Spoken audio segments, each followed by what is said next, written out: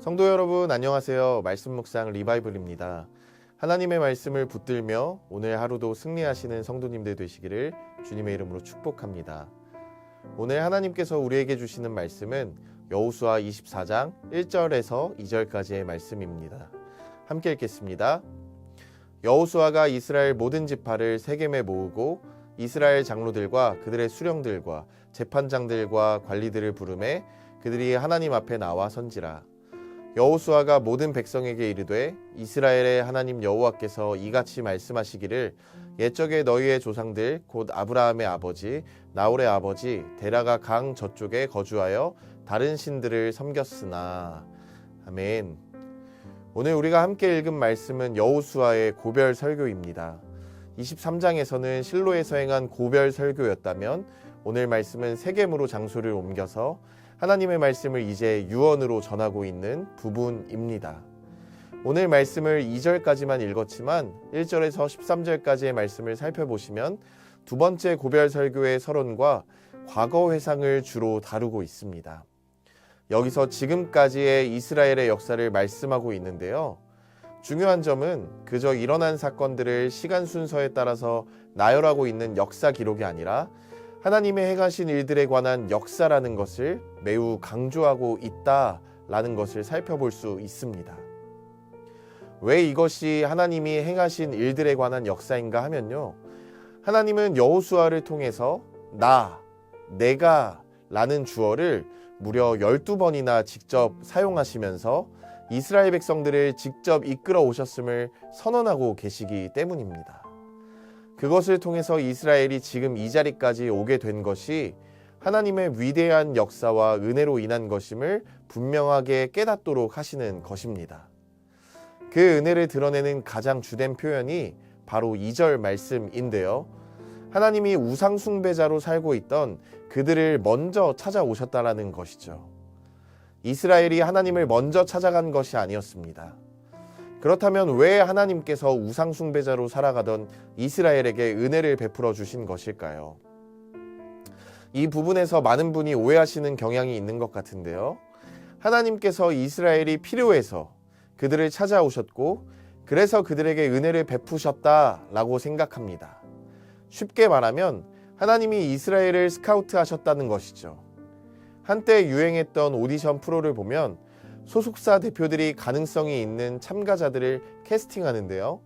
이처럼 이스라엘이 능력이 있었고 그 능력이 탐나서 하나님의 캐스팅을 받았다고 이해하는 것입니다. 여러분 과연 그럴까요? 결코 그렇지 않습니다. 하나님의 사역은 얼마든지 그분의 주권적인 능력으로 성취될 수 있습니다. 그 누구도 하나님의 사역에 절대적으로 필요한 존재가 아닙니다. 협력 사역을 해줄 사람이 없어서 하나님이 원하는 사역을 이루어 가실 수 없다면요. 그분은 신일 수는 있지만 결코 전능하신 하나님이실 수는 없는 것입니다. 이러한 점에서 하나님께 이스라엘 백성들이 필요했기 때문에 그들을 캐스팅하셨다는 생각은 어리석은 주장인 거죠.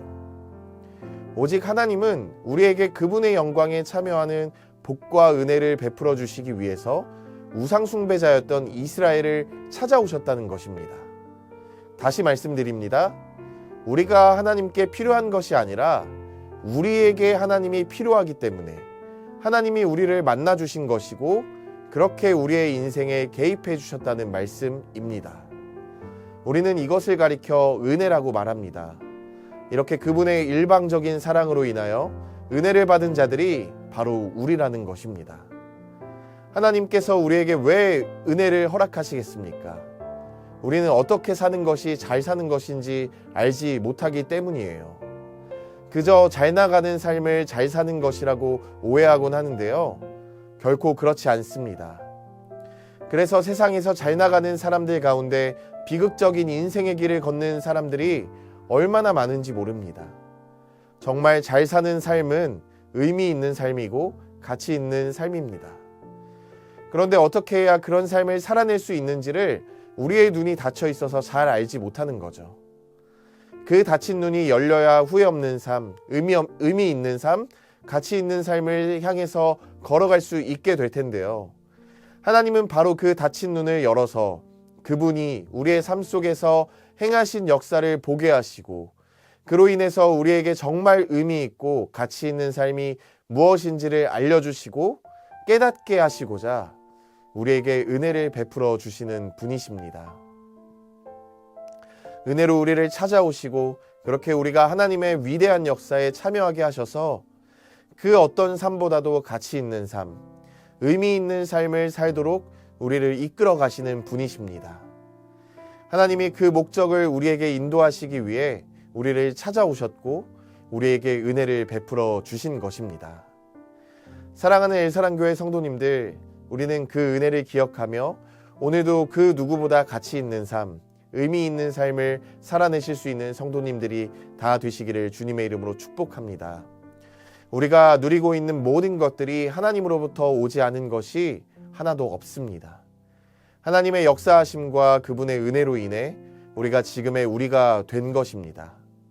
그러므로 이 사실을 깨닫고 여호수아가 나와 내 집은 여호와만을 섬기겠노라 라고 선언하고 있는 것처럼 우리 역시도 우리를 향한 하나님의 은혜와 사랑을 기억하며 우리의 평생이 여호와만을 섬기는 성도님들이 다 되시기를 주님의 이름으로 축복합니다.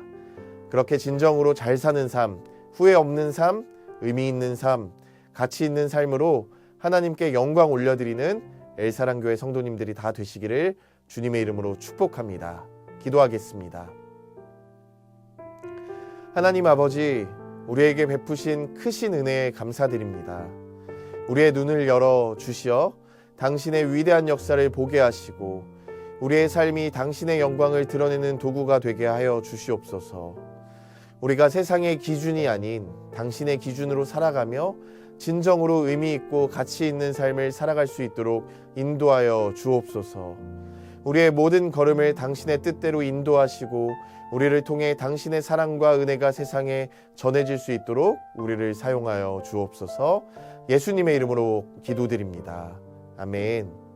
우리 이 시간 두 가지의 기도 제목을 놓고 함께 기도하며 나아가기를 소망합니다. 하나님께서 우리의 눈을 열어 그분의 역사를 깨닫게 하시고 우리 삶에 주신 은혜를 항상 기억하며 살아가게 하소서. 그리고 두 번째로는 우리가 하나님의 뜻에 따라 의미 있고 가치 있는 삶을 살아가며 그 삶을 통해 하나님의 영광이 드러나게 하소서라는 기도 제목으로 이 시간 함께 기도하며 나아가도록 하겠습니다.